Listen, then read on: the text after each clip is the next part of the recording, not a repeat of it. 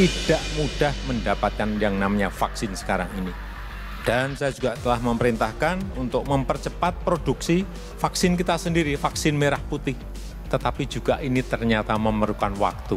Mungkin baru akhir tahun. Insya Allah bisa diproduksi. Untuk mengetahui perkembangan terkini vaksin merah putih, tim Berkas Kompas menemui Amin Subandrio, Kepala Lembaga Biologi Molekuler Eijkman. Ya, kami mengembangkan vaksin merah putih ini berdasarkan menggunakan platformnya protein rekombinan. Jadi kami tidak menggunakan virus yang utuh, tapi hanya bagian kecil saja. Punya waktu hanya 12 bulan dari April yang lalu, jadi akhir Maret ini insya Allah kami akan memberikan batch pertama dari bibit vaksin itu ke industri. Kami harus menyempurnakan bibit vaksin itu untuk betul-betul nanti waktu diserahkan ke Bio Farma itu memang sudah siap untuk di proses berikutnya. Kita harapkan bisa mulai uji klinik fase 1, 2, 3 itu ya kuartal terakhir tahun inilah kita mulai. Sehingga nanti diharapkan jadi di pertengahan tahun depan, ya 2022, kita harapkan sudah bisa mendapatkan setidaknya emergency use authorization. Jadi masyarakat sudah bisa mulai menikmati vaksin merah putih itu kira-kira ya setelah pertengahan tahun depan. Lembaga Eijkman menggunakan protein rekombinan sebagai platform pembentuk vaksin COVID-19. Teknologi ini, platform ini sudah lazim digunakan di vaksin-vaksin yang sudah dipakai. Jadi termasuk kita-kita ini pasti sudah divaksin. Beberapa di antaranya menggunakan teknologi protein rekombinan. Ya, sudah terbukti sebelumnya bahwa platform ini memang sudah dipakai dan sudah aman, sudah efektif.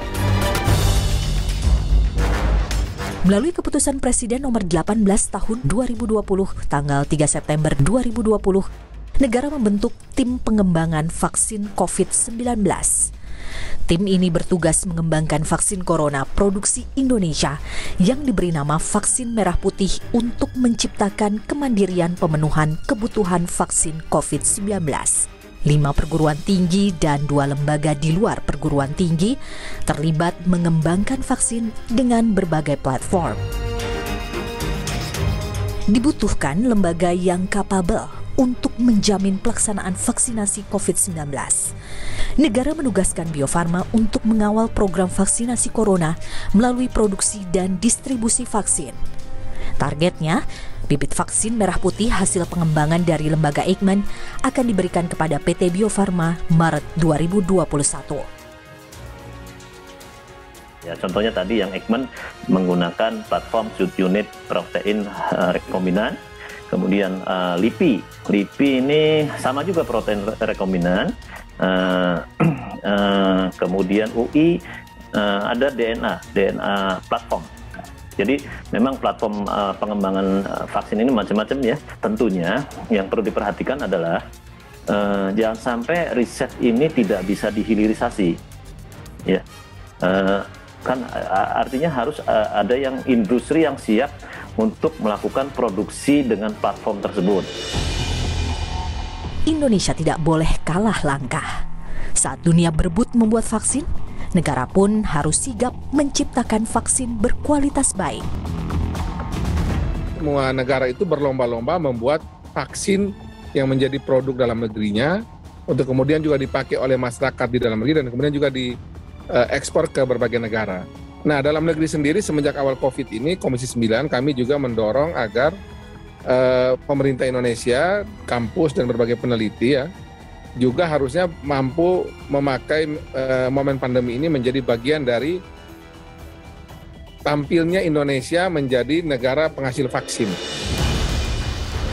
Mungkin lebih baik dilakukan focusing, ya. Jangan terlalu banyak lah. Kita fokus misalkan 2 atau 3 platform yang memang nanti ke depannya selanjutnya bisa dilakukan produksi oleh manufacturer. Ya, jangan sampai kita nanti membuat suatu penelitian tapi ketika mencari partner untuk produksi belum ada gitu di Indonesia, malah harus kembali ke mana keluar gitu. Harapannya, Indonesia mampu bersaing dengan negara lain memproduksi vaksin karya anak negeri. Sumber daya manusia yang mumpuni dalam pengembangan vaksin harus diikuti dengan kesiapan produksinya. Ini adalah kita tidak bisa semata-mata ya bergantung kepada produksi luar negeri. Jadi kita juga mendukung adanya berbagai penelitian pengembangan terkait vaksin COVID-19. Jadi ada vaksin merah putih, ada vaksin Nusantara yang tentunya kita nantikan kesiapannya untuk kemudian bisa digunakan dalam proses vaksinasi COVID-19. Tahun depan itu kebutuhannya akan lebih banyak karena kita tahu saat ini aja sudah ada 130 negara ya yang belum mendapatkan vaksinasi, dan artinya nanti di tahun depan akan semakin sulit karena negara-negara tersebut pasti juga sudah akan membutuhkan vaksin tersebut ya kan. Jadi memang penyediaannya kalau kita memiliki vaksinasi yang produksi dalam negeri itu akan sangat baik karena akan memastikan ketersediaan untuk kebutuhan di dalam negeri. Setahun sudah dunia bergelut dengan pandemi corona. Fase penanganan COVID-19 sudah memasuki tahap vaksinasi. Meski begitu, disiplin dalam protokol kesehatan tetap menjadi kunci utama dalam memutus mata rantai penularan corona. Jadi tetap harus melakukan protokol kesehatan yang sudah diajarkan.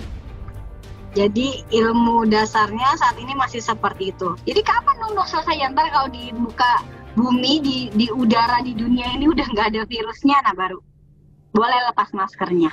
Jadi vaksin bukan buat bikin kebal.